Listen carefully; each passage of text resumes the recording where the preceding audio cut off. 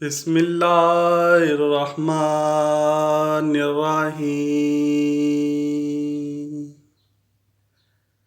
حضرت ابو طالب کثیر العیال تھے۔ اللہ پاک نے انہیں حضرت فاطمہ بنت اسد کے بطن سے 4 بیٹے اور 3 بیٹیاں عطا فرمائیں۔ حضرت صلی اللہ علیہ وآلہ وسلم کے اپنے حقیقی بہن بھائی تو نہ تھے، لیکن خاندان ابو طالب کے بچے حقیقی بہن بھائیوں ہی کی طرح تھے۔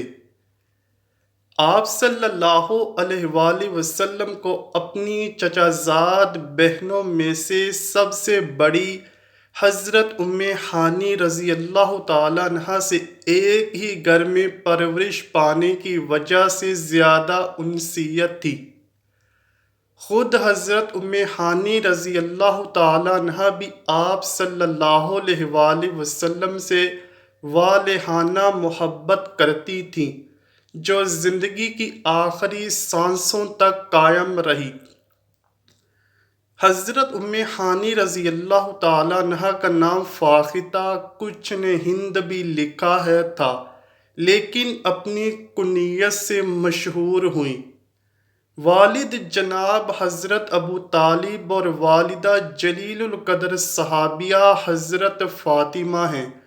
حضرت علی المرتضیٰ رضی اللہ تعالیٰ عنہ حضرت جعفر طیار اور حضرت عقیل کی حقیقی بہن ہیں۔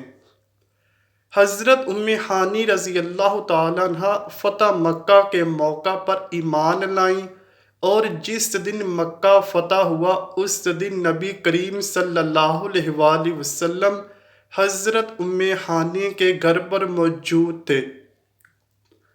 آپ صلی اللہ علیہ وآلہ وسلم نے غسل کر کے کھانا کھایا اور 8 رکعت نماز چاشت پڑھی۔ جب اللہ پاک نے نبی اکرم صلی اللہ علیہ وآلہ وسلم کو شب معراج کی سیر کروائی تو حضرت محمد صلی اللہ علیہ وآلہ وسلم اس وقت بھی حضرت ام ہانی رضی اللہ تعالیٰ عنہا کے گھر پر سوئے ہوئے تھے۔ حضرت ام ہانی رضی اللہ تعالیٰ عنہا کا کچھ عرصہ کے لیے سیدہ کائنات حضرت فاطمہ زہرا رضی اللہ تعالیٰ عنہا کی تربیت کرنے کی بھی سعادت حاصل ہوئی۔ بعثت کے ابتدائی دنوں میں حضور صلی اللہ علیہ وآلہ وسلم 2 مقامات پر اکثر تشریف لے جاتے تھے۔ ایک کوہ صفا کے دامن میں واقع گھر دار ارقم، جو ابو جہل کے بھتیجے حضرت ارقم کی ملکیت تھا۔ یہ مسلمانوں کا پہلا اسلامی مرکز اور دینی درسگاہ تھی، جبکہ دوسرا گھر آپ صلی اللہ علیہ وآلہ وسلم کی چچا زاد بہن حضرت ام ہانی رضی اللہ تعالیٰ عنہا کا تھا۔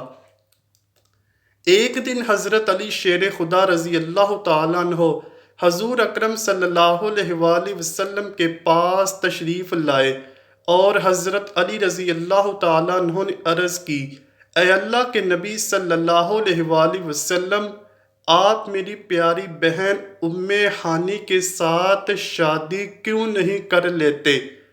ام ہانی نبی اکرم صلی اللہ علیہ وآلہ وسلم کی چچا زاد بہن تھی، اور جب نبی اکرم صلی اللہ علیہ وآلہ وسلم کنوارے تھے تو نبی کریم صلی اللہ علیہ وآلہ وسلم نے اپنے چچا ابو طالب کو فرمایا تھا کہ اے چچا جان، آپ ام ہانی کی شادی مجھ سے کر دیں۔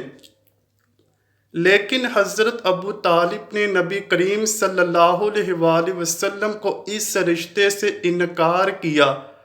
اس وقت حضرت ابو طالب نے اس رشتے کو کرنا پسند نہیں کیا تھا، جن کی علماء کرام نے بے شمار وجوہات بیان کی ہیں، لیکن یہاں ہم صرف ایک کا ذکر بیان کریں گے۔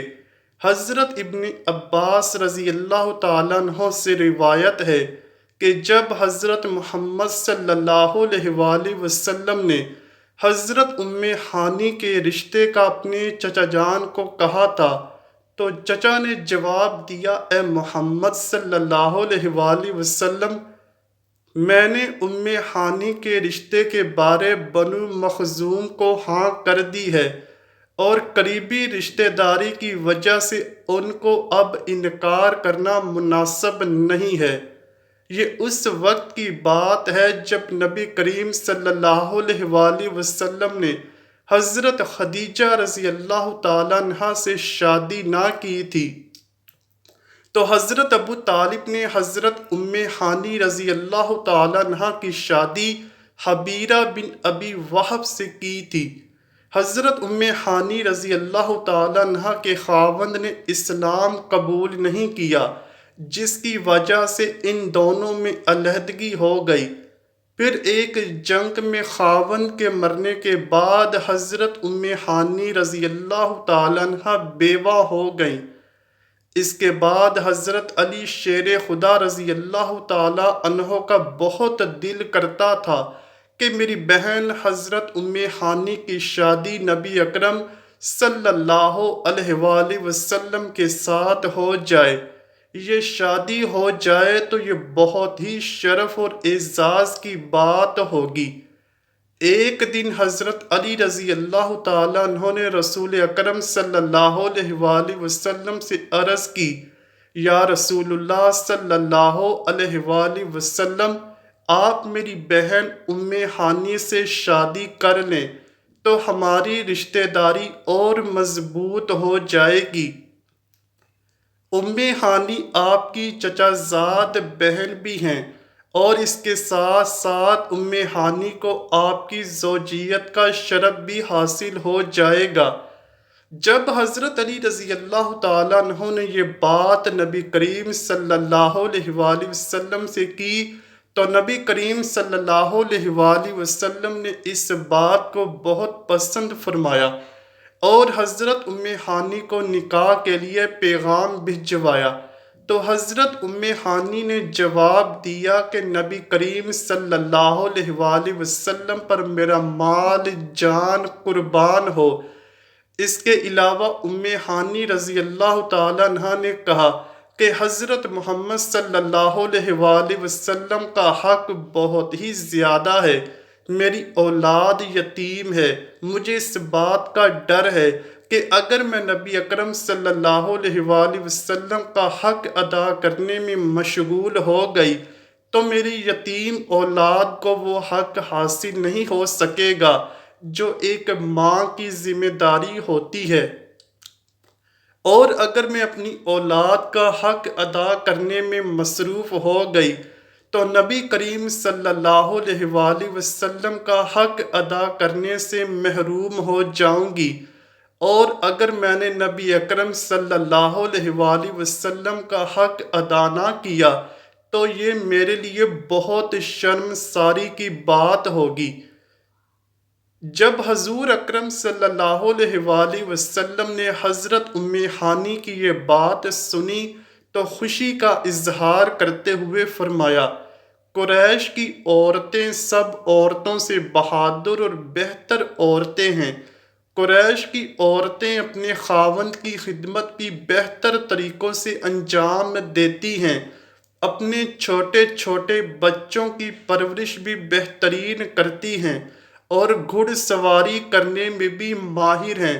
حضرت عبد الرحمن بن عوف رضی اللہ تعالیٰ عنہ سے مروی ہے کہ میں نے حضور اکرم صلی اللہ علیہ وآلہ وسلم کو یہ ارشاد فرماتے ہوئے سنا ہے کہ جس عورت کا رنگ اپنی اولاد کی دیکھ بھال کرتے ہوئے کالا ہو جائے، مجھ میں اور اس عورت میں روز محشر اتنا فاصلہ ہوگا جتنا ہاتھ کی 2 انگلیوں میں ہوتا ہے۔